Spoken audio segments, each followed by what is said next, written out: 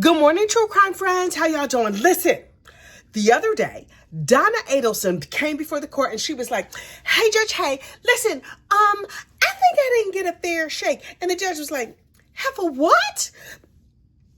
But Judge Stephen Everett is a fair and honest jurist. And he was just like, "Okay, I'm going to read all your papers and stuff, and I'm going to make a decision about how this is going to go." And so here is Judge Everett's decision. But look, you know what you first need to do. Please like this video, subscribe to the channel, and share out this madness that I call a YouTube channel. Me and you, we're going to get to 30,000 subscribers together. Also, it's very important that you know I need a vacation. Lord, the way I need a vacation. So over the next several days or so, my recording will be hit and miss because I need to just go relax and knit socks and do things that I do. Okay, so look, Judge Everett's decision on Donna's request for a new trial came down the other day, and I would be remiss, I tell you, if I did not go over the judge's decision before I go on vacation. Ultimately, the judge denied Donna's request, as we pretty much expected that he would, but I'm going to go over all the little details that the judge gave and some information that we had no idea. Okay, so the defense was like, hey, Judge, on the heels of the interview, a couple of jurors, they gave interviews, and we really think that Donna should get a new trial. And the judge was like, "Oh, dear Black Jesus, why is this heifer coming back before me?" You know, that's what he was thinking in his spirit. But what he really said out loud was like, "Okay, please write up everything and I will respond in the negative. And then we will go through, we will paper the file. It'll all be in the record and we can figure out what everything is supposed to be." And so then she can take her behind off to jail, where I am very excited to see her go. And she's not ready. She thinks she's ready. She's very super duper not ready. So Donna's first complaint was that the judges gave interviews, and the judge was like, "Right, because they're jurors and they live in the world and they're allowed to talk." So one of the jurors went on Surviving the Survivor, and what he said was, during the pendency of the trial, he looked over at Donna, and Donna was like, "He looked at me. Oh my God." He used his highly sensitive recording device, and by that I mean his eyeballs, and he looked at me, and I don't think he should have been looking at me. And the judge was like, "They don't pay me enough for this mess." That's what he said in his head. What he said out loud was like, right. Girl, they're allowed to look at you according to the Supreme Court. So I'm going to need you to get over it. Please hold. And so, you know, disgraced judge and funeral home proprietor Jackie Fulford was like, "Oh, right. Looking is part of like normal human communication. I totally forgot that." Also, one of the jurors was on TikTok during the trial. You know, Donna's team was like, "TikTok, you say? How does TikTok work? What is TikTok? We will get some of our young interns to look up TikTok, and we will find out why this is a really bad thing, and then Donna will get a new trial." We knew from day one Donna wasn't getting a new trial. And then Donna also went on to say she put a video on TikTok and then she deleted it. It was nefarious deleting. Did she do a dirty delete? Your Honor, it was terrible. And the judge was like, "Right." So as quiet as it's kept, I have interns who know how to work the tick and the talk. And we did our little research, child. We let our little Google fingers do the walking. And we found the TikTok that, according to you, was deleted. Turns out it was not deleted. We, too, used our highly sensitive recording devices, our eyes, and we saw the TikTok that she placed. And the TikTok basically said, "Y'all, I have a sick child. I'm busy. I'm crazy. And you know what I have? I now have jury duty. I was very overwhelmed dealing with my life. And now the Lord has sent me jury duty to distract me." What this juror did not say was, what trial, what location, who the defendant was. She didn't give any kind of information. And then she went on to say that the Lord had helped her out by giving her this nice break. And so I'm going to be on jury duty. Don't mind me. She said nothing about the trial. Donna's team, disgraced judge and funeral home proprietor Jackie Fulford, also Josh Zellman, respected defense attorney. We, the people of the internet and regular humans, we call that a praise break. Listen, that little juror was like, ooh, the Lord has delivered me from all the craziness of my regular life. And so now, instead of going to deal with kids and medicine and whatever, I just get to focus on this trollop that is your client who did a really, really, really terrible thing. And so I'm very happy. I don't know if you know about praise breaks, but that's a praise break. In case you don't know, a praise break is when they have church and you go and somebody sets up a microphone and they're like, please, if anybody would like to come up and say what the Lord has done for them, then that's what you could do. And you go up and you're like, the Lord has delivered me from, I don't know, wanting to eat chocolate cake or the struggles of my life or whatever. Ma'am, this was just a praise break. You don't know praise breaks? Clearly you saw some sort of heathen. But okay, we're not going to hold that against you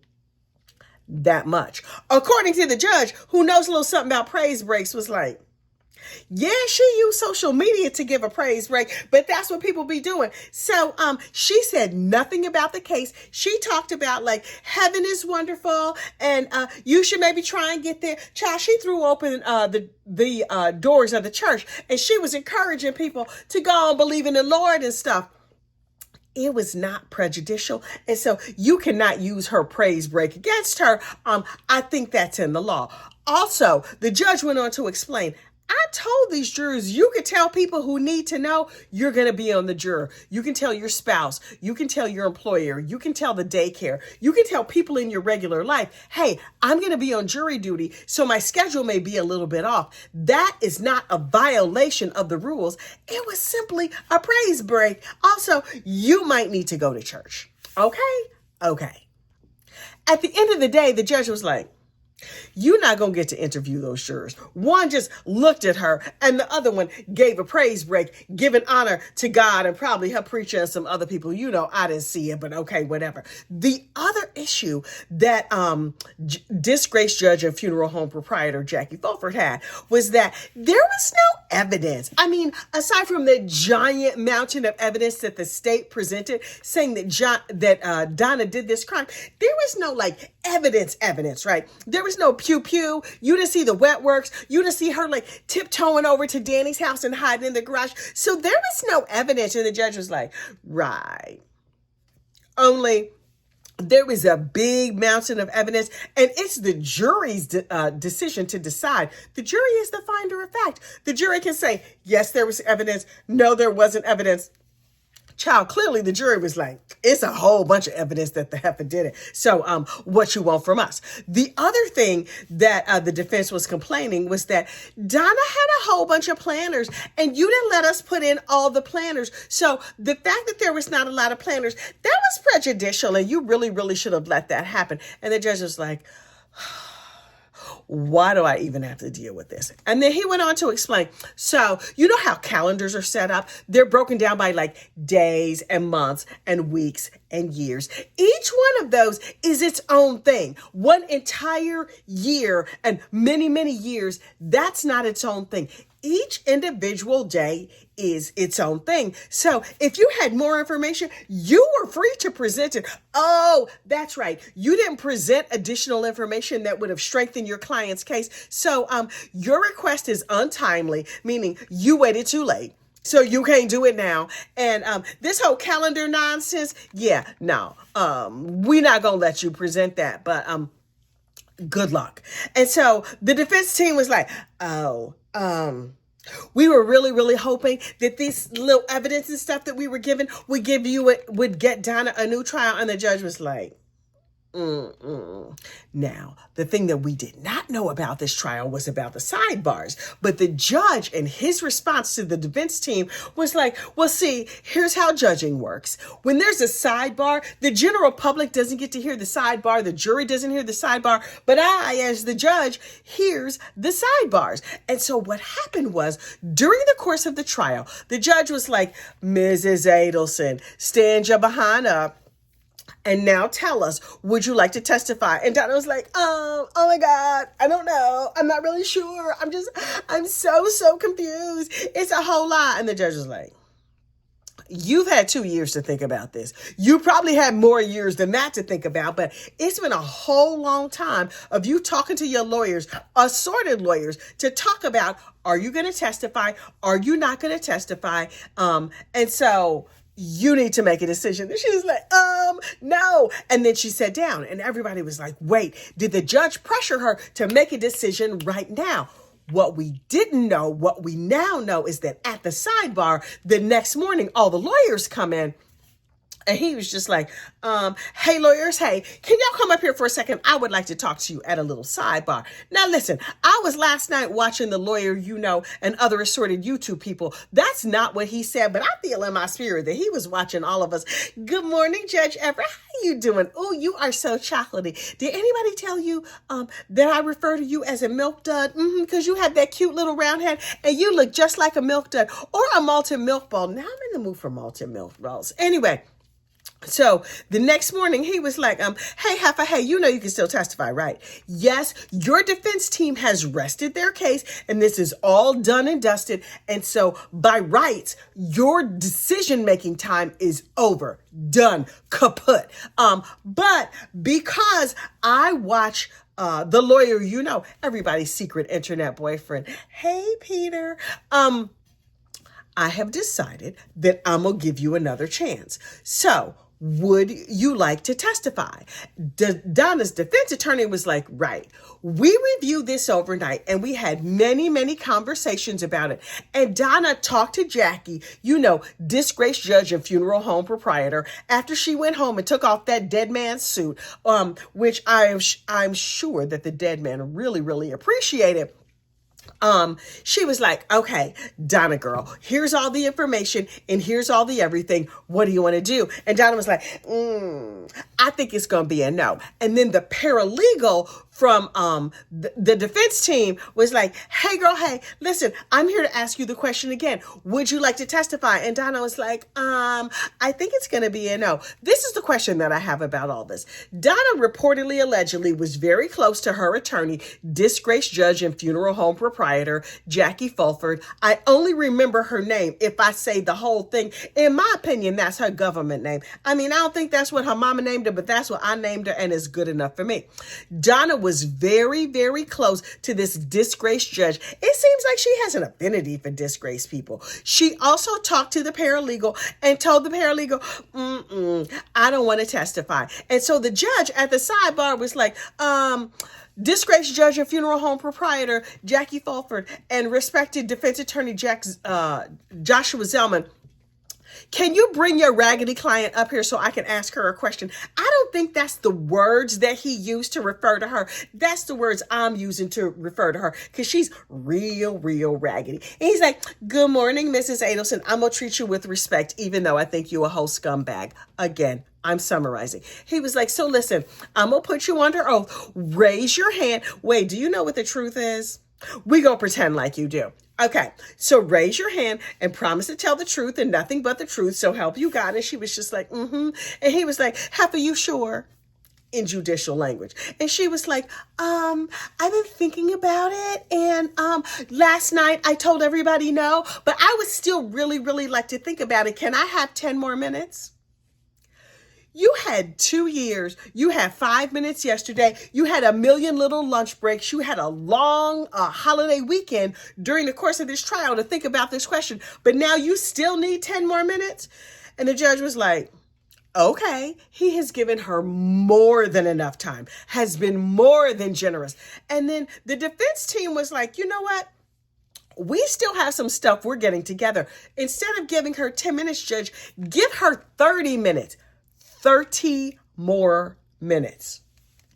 That's way more time than I would have given her. But see, also, I'm not a judge. It turns out I do not have a judicial demeanor. I do, however, have a gossip demeanor. And this is where my gifts lie. And so this is where I prove, this is where I spread my gifts. So the judge was like, after the 30 minutes, okay, okay, Mrs. Adelson, what have you decided? Are you absolutely positively sure? And Mrs. Adelson opened her mouth and said, yes, Your Honor, I am sure. And then he asked her, listen, I'm not going to ask you again. I've asked you over and over and over. You have had ample opportunity. And she was like, yes, Your Honor, I understand. I'm sure. I do not want to testify. Oh, okay. So there's no reason for Donna to go back to her appellate attorney and be like, oh my God, he didn't give me a chance. Because that's exactly what she's going to do. Then, so she does not testify, the defense rests, the trial goes to the jury, and Heifer gets convicted. Yay! We were all celebrating in the streets and stuff. 9 days later, for whatever reason. So look, immediately on the heels of the conviction, Donna was like, no, oh my God. Child, the drama was next level. I could not have loved it more. But her defense team was like, Your Honor, she's clearly very upset. This is not how she wanted it to come out. And the judge was actually very compassionate. He was like, Mrs. Adelson, don't make me come down there and bonk you with my good bonking hammer. That's what I would have said if I was a judge. See, also, I told you I do not have a judicial demeanor. He was just like, the Act Right installation team is here. They gonna install your Act Right if you don't get yourself together. So I recommend that you commence to getting yourself together. And she's like, okay, oh my God. And she cried, the real ugly cry.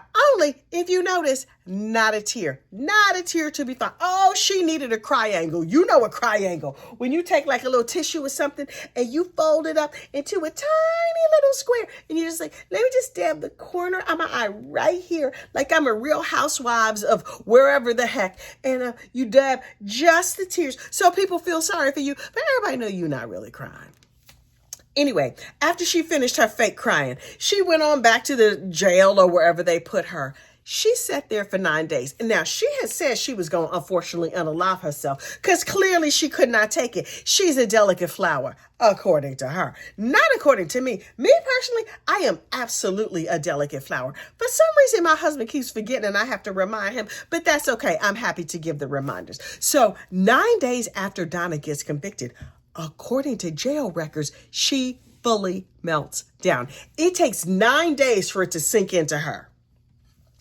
Listen, I surmise, based on I feel it in my spirit, on the 9th day, Harvey was like, this is real super-de duper sad. I've been with this lady for 48 years, but now I'm going to have to go back over to our apartment in Miami, down to Miami, where all the widows are circling. Child, you know them widows they got kugels baked. They inviting him over for Shabbos. They like, let me rub your back. Can I sort your pills for you, Javi?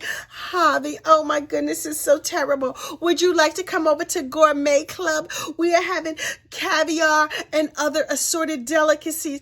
Oh, we're going to miss Donna. Let's talk about Donna together. You sit right next to me right here on the couch. I suspect that's why Donna was upset on day 9 of her incarceration, because all them other days she was sitting there in the don't hurt yourself pod. Now, you know, they put her in the turtle suit. That's that big suit that doesn't bend. It doesn't fold. You can't use it to like yourself. Also, you can't wear nothing under it. You know what I'm not going to be without drawers for 9 days sitting in a filthy cell. But Donna, child, that is her home now. And so she's settling into her forever home. So on day 9, she had a full tantrum, understanding that Harvey was down enjoying the kugel of another woman. And who could blame him? Marge and Betty and Marcia and all the ladies down there at the shore. They're like, oh, Harvey, giving him all the comfort in the world. But Donna, she done. Super-de-duper done. Now listen, I too am done. I'm going on vacation for several days, and a girl is taking a break. Now, I will be dropping members only videos. I might drop in here and there for like a short or a little something, but don't plan on seeing me for the next couple of days. But listen, I am holding you down. You know how I do. There are over 4,000 videos on this channel, so check out some old cases. Additionally, I have a second channel called Confessions of a Neighborhood Gossip. Now, let me tell you something. The Confessions channel is real stories ripped from the headlines of my life. Oh yes, I tell you real stories that happened to me, lightly fictionalized to protect the innocent and the guilty. If you're a member over on the other channel, I'll tell you the real story of what happened. Otherwise, don't feel like you have to become a member. Just enjoy the fictionalized version and know, child, mother has lived. In the meantime, I will see you next crime. Bye.